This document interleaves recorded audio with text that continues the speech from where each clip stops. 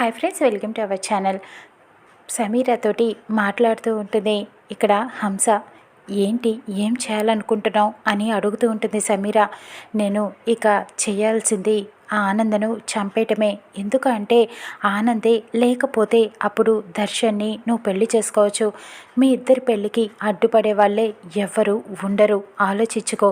ఇది నీ పెళ్ళి జరగడం కోసమనే కాదు, నా పగ తీరటం కోసం కూడా నేను ఇలా చేస్తున్నాను. ఆనందని ఇంక నేను చంపేస్తున్నాను అని చెప్పి ఫిక్స్ అయిపోతుంది. ఇక ఫోన్ పెట్టేశాక సమీర కొంచెం టెన్షన్ పడుతూ ఉంటుంది. ఇక్కడ హంస ఎలా చంపాలా అని ప్లాన్లు ఆలోచిస్తూ ఉంటుంది. లీలావతికి హంస ట్యాబ్లెట్లు తీసుకువచ్చి ఇస్తుంది. ఇంతలో ఆనంద చాలా డల్గా కనిపిస్తూ ఉంటుంది. ఏమైంది అని లీలావతి అడుగుతూ ఉంటుంది.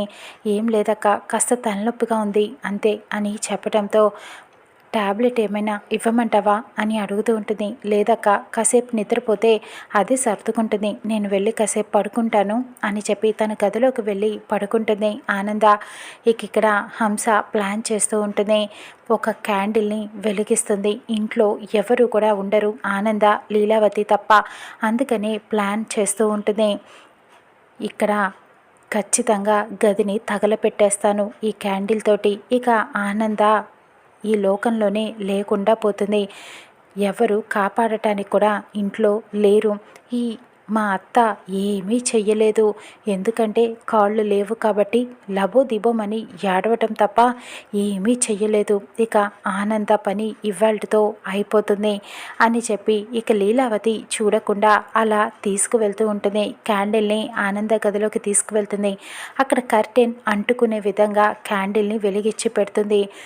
ఆనంద పడుకొని ఉంటుంది. ఇక చూడకపోవటం వల్ల ఇలా అనుకుంటుంది, నువ్వు ఈ ఇంట్లో మహారాణిలాగా బ్రతుకుతున్నావు కదా, కానీ ఈరోజు నీకు దిక్కులేని చావు వస్తుందని నువ్వు అస్సలు ఊహించి ఉండవు. ఏం చేస్తాం అని చెప్పి క్యాండిల్ని అలా వెలిగించి వెళ్ళిపోతూ ఉంటుంది. ఇంతలో శరణ్య ఇంటికి వస్తుంది.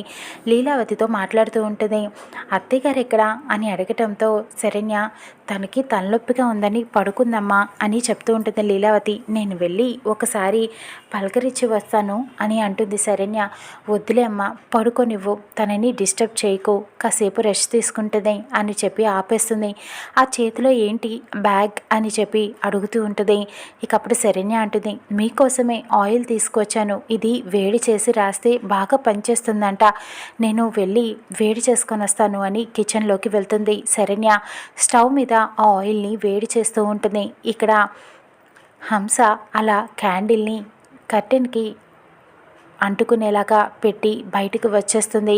తలుపు గడియ పెట్టి అలా వచ్చేస్తూ ఉంటుంది. ఇక దూరం నుంచి శరణ్య చూసి, ఏంటి కేర్ టేకర్ అత్తయ్య గారి గదిలో ఏం చేస్తుంది, సరేలే అని చెప్పి అనుకుంటుంది.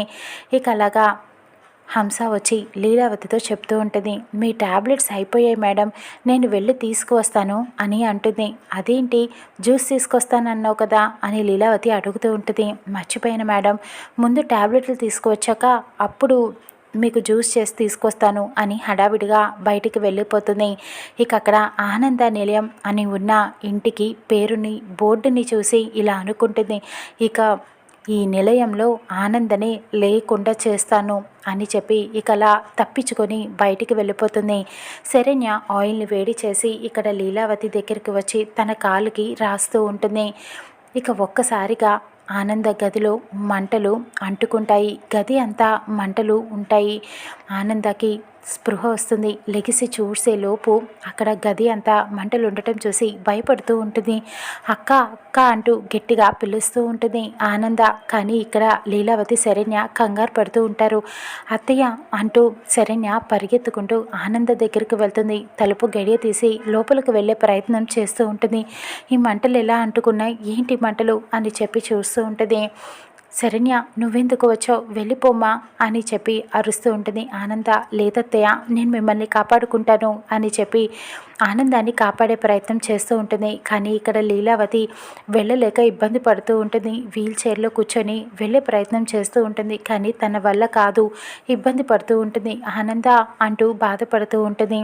శరణ్య, నువ్వు వెళ్ళిపోమ్మా అని చెప్పి ఆనంద అరుస్తూ ఉంటుంది. లేదత్తయ్య, మిమ్మల్ని నేను కాపాడతాను అని చెప్పి అలా మంటలు దాటి దాటి ఆనంద దగ్గరికి వెళ్తుంది. మిమ్మల్ని నేను బయటికి తీసుకువెళ్తాను అత్తయ్య అని చెప్పి అక్కడ ఉన్న దుప్పటిని ఇద్దరు కలిపి ముసుగు వేసుకుంటారు. అలా వెళ్ళిపోవాలని చూసే లోపే ఇక్కడ లీలావతి లోపలికి వచ్చే ప్రయత్నం చేస్తూ ఉంటుంది.